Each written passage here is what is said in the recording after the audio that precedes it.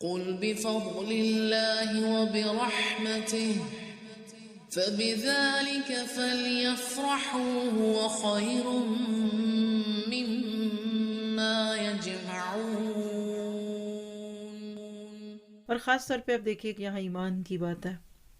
انما المؤمنون الذین اذا ذکر اللہ، بس ایمان والے تو ایسے ہوتے ہیں کہ جب اللہ کا ذکر آتا ہے تو ان کے قلوب ڈر جاتے ہیں. ذکر کے وقت یعنی جب اللہ کا ذکر آئے تو بندے کا دل جیسا ہوگا نا، یہ اس کی اصل ہوتی ہے. اور ایمان کوئی معمولی چیز نہیں ہے. ایک ایمان والے کی زندگی اور ایک بغیر ایمان والے کی زندگی دو مختلف زندگیاں ہوتی ہیں. یہ دو مختلف تجربات ہیں، دو مختلف کیفیات ہوتی ہیں. حقیقی ایمان تو انسان کو اندر باہر سے بدل دیتا ہے، اندر ایک ہلچل پچتی ہے.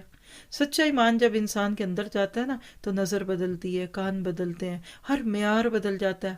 وہ ہر چیز میں اللہ تعالیٰ کی قدرت تلاش کرتا ہے. کیوں کہا کہ اللہ میری نظر کو عبرت والی کر دے، بنظری عبری عبرت آنے والی ہو. پھر سننے کی چیزیں بدل جاتی ہیں، زبان سے جھوٹ آتا نہیں، لفظ سے نفرت ہوتی ہے، اور پھر اللہ کا ذکر اندر سے تڑپا دیتا ہے. یہ وہ کیفیات ہے جو اللہ تعالیٰ نے اس آیت میں پیش کر دی کہ اللہ کا ذکر ہو اور دل نہ کانپے. یہ اسی کا ہوگا جس کے اندر یقین نہیں ہوتا. ایک موقع پہ کسی نے حضرت عمر رضی اللہ عنہ سے کہا، یا عمر اتق اللہ. اتنی خشیت طاری ہوئی کہ کانپنے لگے اور اپنا گال زمین پہ رکھ دیا کہ تو نے مجھے بہت بڑے کا خوف دلا دیا.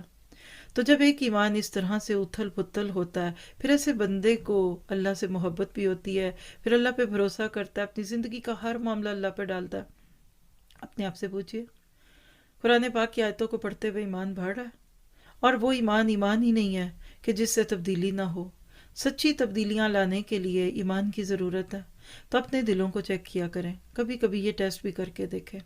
تلاوت چلتی ہے، کانپ جاتی ہوں. قرآن کی تفسیر اور ہوتی ہے تو کیا میرا دل ڈر رہا ہوتا ہے؟ اور یہ ایمان کی صفت ہے. ایمان والے اللہ کا ذکر سن کے ڈر جاتے ہیں. اور اسی طرح یاد رکھیے کہ وہ شخص جو ظلم اور نافرمانی کرنا چاہتا ہے اور جب اسے کہا جائے کہ نہ کرو تو وہ اللہ سے ڈر جائے، ایمان کی علامت ہے. تو اللہ تعالیٰ کی عظمت سے دلوں پہ کپ کپی آنی چاہیے. نافرمانی کرتے وقت جب انسان کو رب یاد آ جائے تو اس نافرمانی میں مزہ کیا رہے گا. اور جب نافرمانیوں کی ارادے کرے پھر وہ اللہ کو یاد کرتے ہوئے اپنے گناہوں سے کنارہ کشی کر لے، اسی کا دل اس بات کی علامت ہے کہ اس کا دل ایمان سے بھرا ہوا ہے. اپنے بچوں کو بھی اللہ کا خوف دیا کریں، اور دل جب ڈرے اس میں رقت پیدا ہو، اللہ کے ذکر کی عظمت ہو. اور یہ قرآن کی چھوٹی چیز ہے. لو انزلنا هذا القرآن على جبل لرأيته خاشعا متصدعا من خشیۃ اللہ. پہاڑ اپنی جگہ سے ہل جاتا، کانپنے لگتا، ٹکڑے ٹکڑے ہوتا تو آپ میں اللہ کے نام کو مذاق نہ سمجھے. کیونکہ یہاں آپ نوٹ کر رہے ہیں کہ اذا ذکر اللہ کی بات ہے، قرآن کی آیتوں کی بات تو آگے آ رہی ہے. وجلت قلوبہم واذا تلیت علیہم، تو لفظ اللہ کافی ہے ایک ایمان والے کے دل کو توڑنے کے لیے. اور جب انسان اس طرح ٹوٹتا ہے نا، پھر عاجزی آتی ہے، پھر اندر کا کبر اور بڑائی ختم ہوتی ہے، پھر نرمی بھی آتی ہے، سکون بھی آتا ہے، وقار بھی آتا ہے.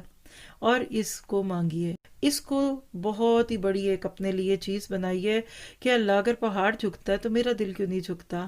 میں کیوں نہیں اپنی مرضیاں چھوڑ رہی؟ میں اپنی پسند ناپسند کیوں نہیں چھوڑتی؟ بس وہ پورا قرآن حفظ کیا ہوتا ہے، دل سخت ہے، رات دن قرآن کی باتیں ہوتی ہیں، بندوں سے پیار ہی نہیں ہے، ہر وقت فتوے اور اس طرح کی باتیں، گویا کہ خشیت نہیں ہے. خود اللہ کے نبی صلی اللہ علیہ وسلم قرآن سن کے روتے تھے. اور یاد رکھیے کہ اللہ کی خشیت تو بے جان چیزوں پہ بھی ہے کبھی کبھی. تو اللہ تعالیٰ مجھے آپ کو اپنا خوف دے دے. سخت دلی ہوگی اس شخص کی جس کے دل میں قرآن سن کر خوف نہ آ جائے. 3 مواقع پہ اپنے آپ کو دیکھیے گا. قرآن سنتے وقت دل کا کیا حال ہوتا ہے، ذکر کی مجلسوں میں کیا کرتی ہوں، اور تنہائی کے اوقات میں. اگر ان جگہوں میں دل نہ لگے اللہ کی طرف تو پھر اللہ سے دعا کیجئے کہ ایسا دل دے دے کہ جو دل مردہ نہیں، دل زندہ ہو. دل مردہ دل نہیں، اسے زندہ کر دوبارہ، کہ یہی ہے امتوں کے مرد کوہن کا چارہ. ایمان کفر نفاق دلوں کے سودے ہیں. ایک وہ جس کا دل مر چکا، ایک وہ جس کا زندہ تو ہے لیکن قرآن سے کوئی محبت نہیں ہے. تو اللہ تعالیٰ آپ کو مجھے اپنی خشیت دے دے، اپنا خوف دے دے.